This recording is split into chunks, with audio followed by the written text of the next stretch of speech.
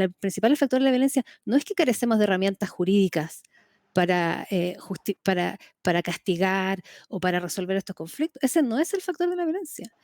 Y mientras no resolvamos los verdaderos factores de la violencia, por mucho que decoremos nuestro sistema jurídico, no va a cambiar nada.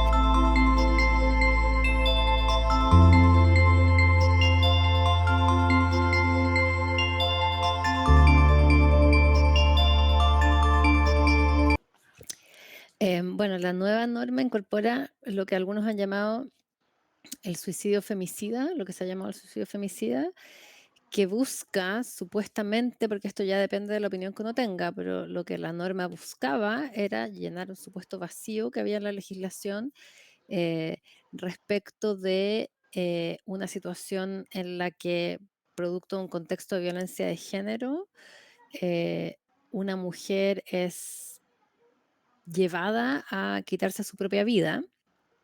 De algún modo, lo que la norma entiende es que el causante de la muerte de la mujer, en definitiva, no es la libre voluntad de la mujer, sino que se ella se ha visto de algún modo presionada a quitarse su vida. Entonces, lo que busca es eh, criminalizar un tipo de comportamiento que supuestamente no se encontraba criminalizado, que es este comportamiento de em,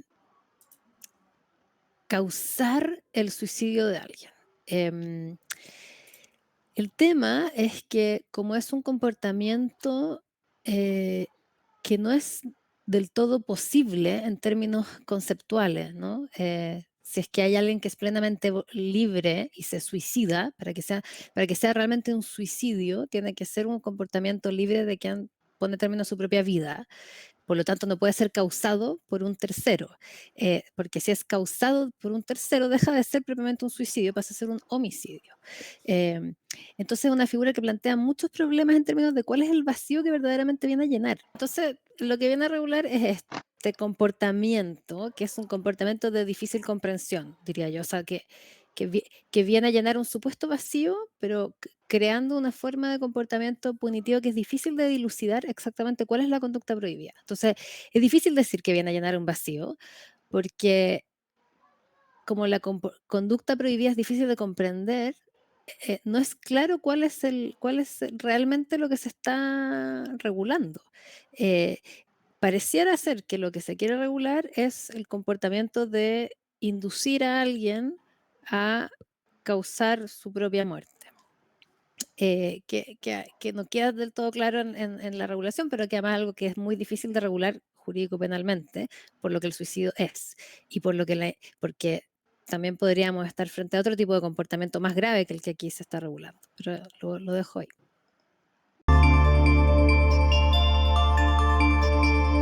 Pero yo creo que la crítica en general ha sido que, claro, que el comportamiento descrito es muy vago y que la cadena causal que se incrimina puede ser muy amplia, ¿no? Que con ocasión de actos de violencia de género causar el suicidio. Esa ha sido la crítica, que es indeterminado, que además allá de que es impreciso, que de algún modo es una especie como de pareciera sugerir que hay una especie casi como de responsabilidad objetiva, ¿no? De que yo causo un suicidio aunque no lo quiera, sino que esto se causa con ocasión, que puede ser cualquier cosa. Em, yo no estoy de acuerdo con esa interpretación, sin embargo, yo no creo que la norma admita una interpretación tan vaga.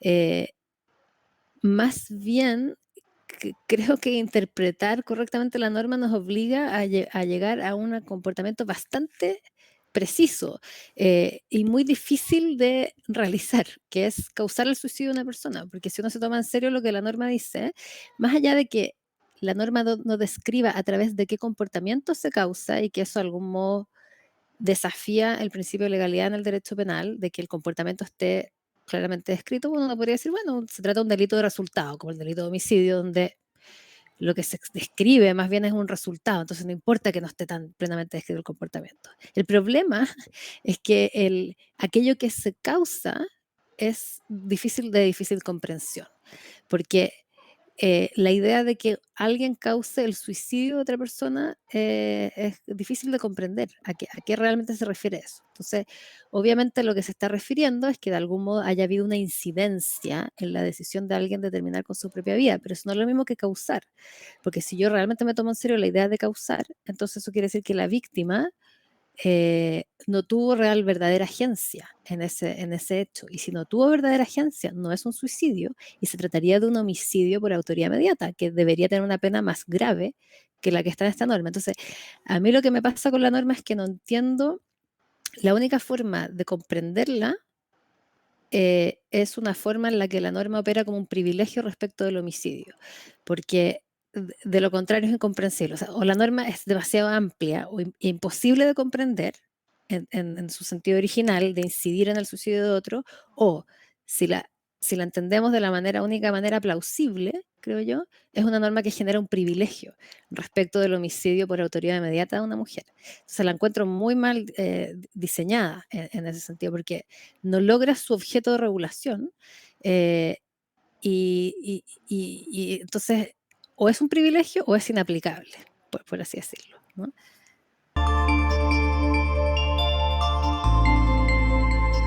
A ver, lo que pasa es que para responder esa pregunta depende de lo que uno entienda por enfoque de género. La forma en que yo entiendo el enfoque de género en la aplicación del derecho es principalmente correctiva, o sea, es corregir y estar atentos a los sesgos que tenemos en la aplicación del derecho, por un lado, y por lo tanto, el enfoque de género lo que permite es aplicar el derecho de manera más correcta y más igualitaria. eh, y por otro lado, ponerse en el lugar de la mujer de algún modo, o reinterpretar los conceptos jurídicos existentes y vigentes desde el punto de vista no solo del hombre medio, sino que también de la mujer media, entonces abrir un poco la mirada a eso. Entonces, esas son las dos cuestiones. Entonces, el enfoque de género de alguna forma no innova tanto en lo que en la labor del juez debe ser. Lo que pasa es que éramos ciegos ante esos desafíos hasta hace poco tiempo. Eh, y por eso yo no veo necesario que haya una regla que ordene el enfoque de género o que lo imponga como jurídicamente, porque en realidad el enfoque de género lo que hace es iluminar cómo deben entenderse las reglas que se encuentran vigentes, porque o sea, a lo que ves que con el derecho positivo que tenemos se hace necesario el enfoque de género. El enfoque de género es necesario para aplicar el derecho que tenemos, que es un derecho basado en la igualdad. Eh, y por lo tanto no es necesario que el derecho lo ordene o lo reconozca jurídicamente. Ahora, eso puede ayudar a que lo haga, porque puede darle un poco de sentido a los esfuerzos que se están haciendo administrativamente en el Poder Judicial, en la academia de desarrollar esta perspectiva. Pero no creo que sea una necesidad jurídica, más bien creo que transformarlo en una necesidad jurídica tiene el peligro que lleva a que algunas personas piensen que el enfoque de género es inconsistente con la igualdad o que supone un cambio en la estructura básica del derecho moderno de igualdad ante la ley, etcétera. Eh, no creo que sea un riesgo demasiado grande, por lo tanto estoy a favor de reconocerlo, pero no creo que sea necesario reconocerlo. Ahora, no tengo nada en contra de que se reconozca constitucionalmente, me parece bien que se haga, porque de algún modo explicita una cuestión que nos ha costado muchos años y siglos comprender, pero no creo que sea necesario que ello esté reconocido constitucionalmente y creo que nuestra búsqueda de reconocimiento constitucional debe asumir el costo de que el reconocimiento constitucional nos va a obligar a aclarar que esto no supone una innovación en los principios fundamentales del derecho moderno en términos de cuestionar la vigencia de la igualdad, sino que más bien supone explicitar una regla de cómo ha de entenderse la igualdad y cómo ha de aplicarse el derecho, que siempre ha estado vigente, pero implícitamente. Entonces, ese es como mi punto. O sea, no creo que sea necesario hacerlo, creo que es bueno hacerlo, pero que si lo hacemos, hay que asumir la tarea de explicar muy bien de qué se trata para que no genere suspicacia, que podrían ser contrarias a la agenda feminista. Sí, mira, yo te diría que a mí me da la impresión de que una condición necesaria para que tengamos un derecho más justo en términos de justicia de género y que el derecho pueda cumplir una mejor función en los ámbitos de la violencia contra la mujer y la violencia sexual, la violencia doméstica, etcétera, es sacar un poco la mirada del derecho, o sea, dejar de descansar en el derecho. Porque el derecho se aplica en un contexto social, cultural, económico y político. Y ese contexto determina mucho cómo el derecho se va a aplicar. Y muchas de las razones por las que el derecho se aplica de manera injusta no tienen que ver con lo que está pasando dentro del derecho, sino que tienen que ver con lo que está pasando afuera del derecho. Y una de las críticas, autocríticas que yo le haría al movimiento feminista ha sido descansar mucho en demandas jurídicas. En su momento eran muy importantes porque el derecho tenía déficits de igualdad explícitas, ¿no? Pero ya superados esos déficits de igualdad explícitas en el derecho, el esfuerzo tiene que ponerse en la educación, en campañas de prevención que vengan desde el colegio, desde las universidades. Y eso yo creo que hoy día tiene mucha más relevancia en cómo se aplica el derecho que más modificaciones al derecho en sí mismo. No sé si me explico. Y creo que seguir modificando el derecho obstaculiza hacer las reformas y los cambios que sí son necesarios. Entonces, yo creo que esa es una cuestión que mientras antes nos demos cuenta mejor, de que tenemos que dejar de esperar demasiado del derecho. El derecho ya tiene las herramientas, o ya tiene bastante. Podemos arreglar una que otra cosa, pero lo que está faltando ahora es el contexto social de protección, de cuidado, de aseguramiento económico de la mujer, que son los principales factores de la violencia. Y eso está estudiado. El principal factor de la violencia no es que carecemos de herramientas jurídicas para castigar o para resolver estos conflictos. Ese no es el factor de la violencia. Y mientras no resolvamos los verdaderos factores de la violencia, por mucho que decoremos nuestro sistema jurídico, no va a cambiar nada.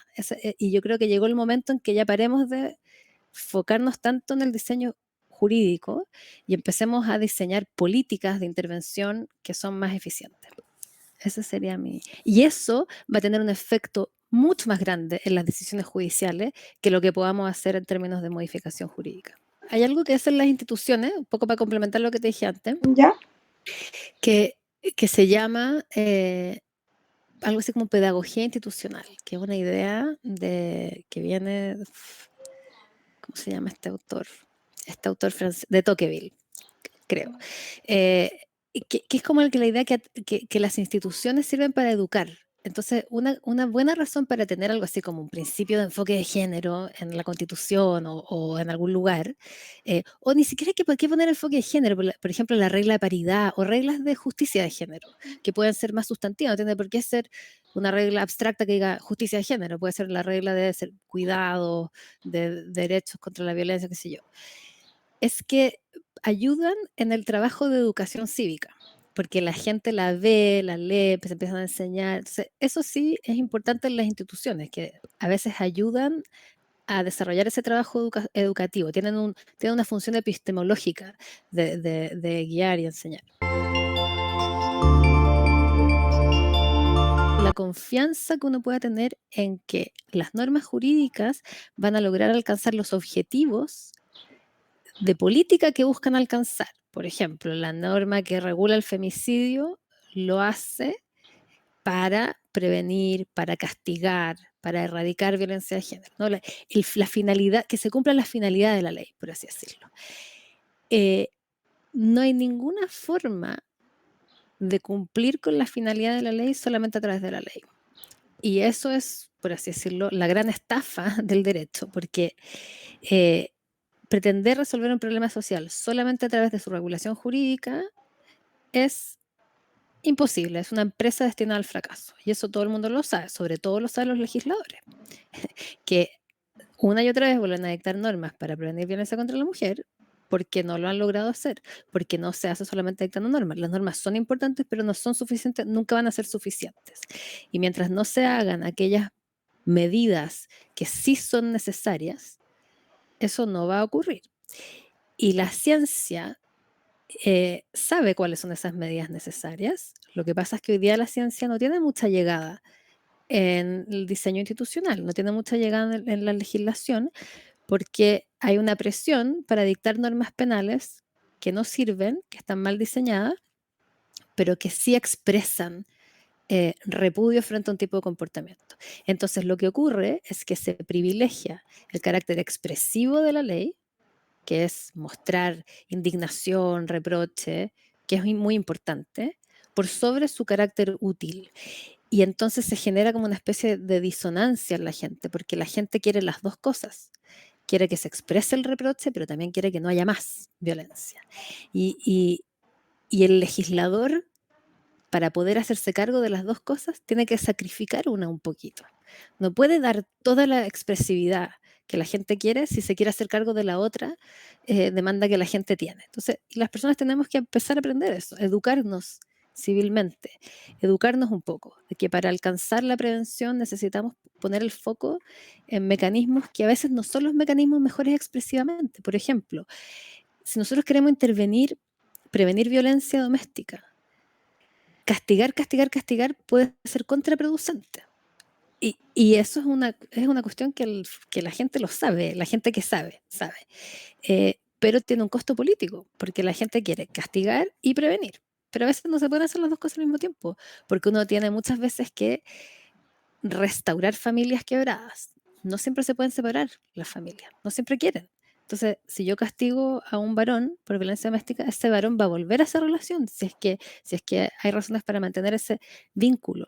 Entonces, tenemos que tener una mayor diversidad de intervenciones para poder prevenir y eso es algo que la gente a veces no quiere y los políticos no quieren.